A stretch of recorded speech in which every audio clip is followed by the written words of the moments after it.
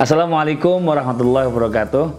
Teman-teman sekalian, pada kesempatan kali ini kita akan membahas tentang hal-hal yang diharamkan untuk orang-orang yang telah atau tengah melaksanakan ihram.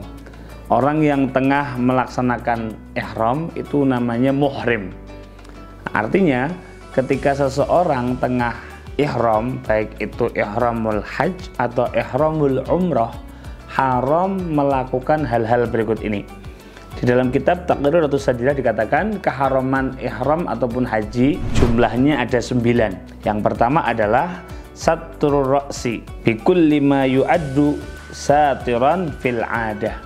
Ini khusus untuk laki-laki, yaitu menutup kepala dengan setiap hal yang dianggap sebagai penutup. Misal dalam konteks yang sederhana peci atau memang topi begitu. Artinya kalau secara normal itu tidak dikatakan sebagai penutup, maka tidak diharamkan. Contoh, masuk ke dalam rumah yang sempit misal, meskipun kepalanya ketutup tetapi itu bukan penutup kepala. Jadi singkat kata, yang diharamkan ini adalah sesuatu yang dianggap penutup, baik itu peci, topi, atau mungkin berkerodong ya, pakai bedak dan sebagainya. Ini terkhusus untuk laki-laki. Kemudian yang kedua juga khusus untuk laki-laki, yaitu lubsul muhit. Apa itu lubsul muhit? Ayyakuna muhitan bil badan au bi udwin minal a'dha. Sesuatu yang melingkar, sesuatu yang menutup secara sempurna, baik itu kepada badan atau kepada anggota tubuh, baik itu makhiton, berjahit, amla, ataupun tidak berjahit. Nah, dikatakan di sini dalam kitab Taqriratus Sadidah, fala yajuzu aqdu tarafi ridaihi bi tarafil akhar. Tidak boleh mengikat sisi satu tepi dari satu ridak diikatkan dengan ridak yang lain, tidak boleh. Kenapa? Li'annahu min lubsil muhit. Bahkan dikatakan wa kadzalika sa'ah. Bahkan dikatakan tidak boleh juga memakai jam li'ihatatiha bisa'id, karena itu menutup memutar di tangan gitu ya, lengan. Wa amman na'lu, adapun sandal bagaimana? Fayajuzu, boleh, bisyarti adami satri aqibirijlih, dengan catatan sandal itu atau mungkin slop gitu ya, tidak menutup mata kaki, wa ru'usi aswabiha, dan tidak menutup bagian depan dari jari-jarinya. Ya paling aman pakai sandal jepit. Wa kadzalikal khatam, begitu juga cincin, fayajuz, nggak apa-apa. Li'annahu lam yasbut anin nabi annahu naza'a khatimah, karena tidak ada riwayat Nabi melepas cincinnya. Artinya memakai cincin juga diperbolehkan. Oke, yang ketiga satrul wajhi wa lubsul kufazain lil mar'ah. Nah, yang ketiga ini khusus untuk perempuan. Tidak boleh, tapi hanya khusus untuk perempuan, yaitu apa? Menutup wajah, cadar, ataupun walubsul kufazain, memakai kedua kaos tangan, sarung tangan ya. Orang yang masak itu biasanya memakai kedua sarung tangan. Artinya apa? Wajah dan kedua telapak tangannya wajib dibuka untuk perempuan. Oke. Kemudian yang keempat, jadi yang 1, 2 tadi khusus untuk laki-laki, yang ketiga tadi khusus perempuan, yang keempat ini berlaku untuk laki-laki ataupun perempuan, yaitu apa? Izalatu sya'ri wa dhufri, yaitu menghilangkan rambut ataupun kuku. Artinya apa? Sya'ri ra'si wa jami'il badan, semua rambut yang ada di badan, mulai rambut kepala, kumis, jenggot sampai ke bawah, semuanya tidak boleh dihilangkan sama sekali ketika orang tadi itu sedang melaksanakan ihram, illa liddarurah, kecuali karena memang darurat. Fala hurmata wala fidyata. Misal ka'an qala asy'ran nabitan fi dakhilil ain aw ghattaha aw qala adhufran in kasara wa ta'adza bihi wa in kharaja bi ikhrajihi ghairahu liddarurah. Jadi misal Anda ucek-ucek ya, misal matanya gatel, akhirnya dibersihkan begini, ternyata ada rambut mata yang jatuh, maka tidak apa-apa karena memang sulit dihindari. Atau memang tengah-tengah melaksanakan ihram, kemudian kukunya ada yang sobek, ada yang patah, sehingga terganggu dengan itu, maka boleh dihilangkan karena lid-darurah. Karena prinsipnya ad-daruratu tubihul mahdhurah. Sesuatu yang darurat itu memperbolehkan sesuatu yang dilarang, seperti itu. Oke, yang kelima, at-tibu, memakai wewangian. Ini juga berlaku untuk laki-laki ataupun perempuan. Apa itu? Bikulli ma yu'addu tiban fil ada. Menggunakan sesuatu yang memang ditujukan untuk wewangian. Artinya apa? Fayuq sadurihuhu. Memang digunakan untuk wewangian, minyak wangi, parfum, deodoran, begitu. Itu memang dituju untuk wewangian. Artinya apa? Bi khilafi ma la yuqsadurihuhu. Kecuali kalau memang wangi tapi memang tidak diincar wanginya. Misal lid tadawi, obat. Ternyata ada obat yang baunya agak wangi, misal awil islah, awil akal, atau makanan. Makanan itu misal apa?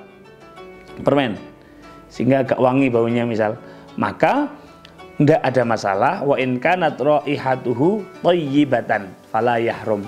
Meskipun baunya wangi, kalau memang tujuannya adalah untuk makanan atau untuk tadi obat, ya, maka tidak diharamkan. Oke. Kemudian fayahrumu bi ayyin min aujuhil isti'mal. Tidak boleh digunakan dengan cara apapun. Naam. Yang keenam yaitu al-jima' wa muqaddimatuhu. Keharaman bagi seorang yang umroh atau haji ketika dia masih ihram, haram untuk melaksanakan jima', bersetubuh, ataupun segala macam muqaddimahnya. Maka ketika seseorang melaksanakan jima', maka fayufsidul hajj wal umroh. Jima' ini mengakibatkan umroh atau hajinya menjadi batal, seperti itu. Dengan catatan memang dilakukan secara sengaja, kemudian dia tahu bahwa itu nggak boleh, mukhtaron, dia memang suka hati, suka rela. Yang keempat, qabla tahallulil awal fil hajj, sebelum tahallul awal dalam haji, nanti kita bahas, au qablal faraghi fil umrah, ataupun sebelum selesai melaksanakan umrah. Nah, kemudian keharaman yang ketujuh yaitu dahnu sya'ri ra'si wal lihyah, meminyaki rambut ataupun jenggot. Artinya wa amma dahnu baqiyatil badan fala yahrum. Misal orang yang nggak kuat dengan panasnya cuaca di Arab, misal kadang-kadang pecah-pecah tuh bibirnya, akhirnya diminyaki. Kalau tidak di rambut, tidak di jenggot, nggak ada masalah untuk menjadikan pelembab seperti itu, selama tidak wangi tentunya. Oke, yang kedelapan, qatlus shayd, membunuh binatang buruan. Binatang buruan yang dimaksud di sini adalah syurutus syaydil muharram salah satu. Binatang yang haram dibunuh itu kalau memenuhi 3 kriteria. Artinya apa? Kalau 3 kriteria ini ada, maka haram dibunuh. Apa yang pertama? An yakuna barriyan, yaitu apa? Binatang darat. Maka kharaja bihi al-bahriyu. Kalau binatang yang di laut, ikan, kepiting dan sebagainya, maka nggak apa-apa. Yang kedua, an yakuna ma'kulan. Yang tidak boleh dibunuh adalah binatang yang memang makul. Maka apa? Kharaja bihi ghairul makul. Misal membunuh cicak, membunuh nyamuk, membunuh lalat, boleh enggak? Boleh. Karena meskipun hidup di darat tetapi tidak boleh dimakan. Oke, yang ketiga, an yakuna wahsyiyan, ai alladzi la ya'lafuhun nasu. Binatang yang haram dibunuh adalah binatang yang wahsyi, binatang yang liar, yang tidak dimasukkan ke kandang atau tidak dikasih makan secara rutin oleh pemiliknya. Kharaja bihi al-ahliyu. Maka kalau binatang yang rumahan, binatang peliharaan, pet ya, maka tidak apa-apa. Anda punya burung dara, Anda punya sapi, Anda punya kerbau yang kemudian ada di Mekah, tetapi memang hewan itu dipelihara ahli, tidak apa-apa. Yang tidak boleh adalah yang wahsyi, yang berkeliaran. Nah, termasuk mohon maaf burung dara yang ada di halaman Masjidil Haram misal, itu memenuhi 3 kriteria karena dia adalah bari, binatang darat. Yang kedua makul, bisa dimakan. Yang ketiga, memang tidak dikelola, tidak dirawat oleh pemiliknya, maka itu yang tidak boleh dibunuh. Adapun yang tidak memenuhi 3 kriteria ini, maka tidak haram dibunuh, seperti itu. Oke, kemudian yang ke-9, qat'u nabatil haram ar-ratab, mencabut, menghilangkan tumbuhan haram yang masih basah, kasyajar, seperti tumbuh-tumbuhan, wal hasis atau rerumputan yang masih basah keduanya. Wa yustasna min dzalika al-idkhir, maka kalau tumbuhan idkhir nggak apa-apa. Bahkan dikatakan idkhir itu nabatu tibir raihah, tumbuhan yang wewangian, yang mengandung wewangian, baunya wangi. Fayahillu qal'uhu wa qat'uhu, dikatakan di sini halal dicabut ataupun dipotong menurut Al-Imam Ibnu Hajar.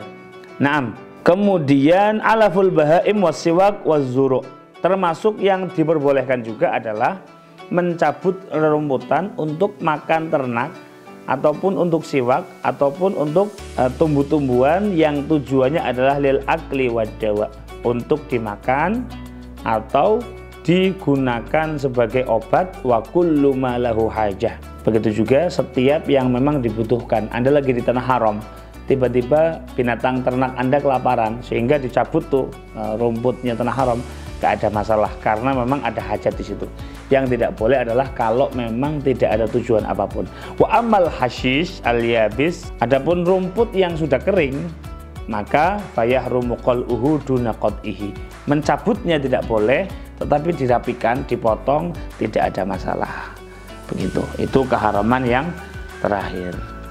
Nah, semoga kita bisa menjauhi 9 keharaman ini sehingga haji kita, umroh kita menjadi haji dan umroh yang sempurna. Amin ya rabbal alamin.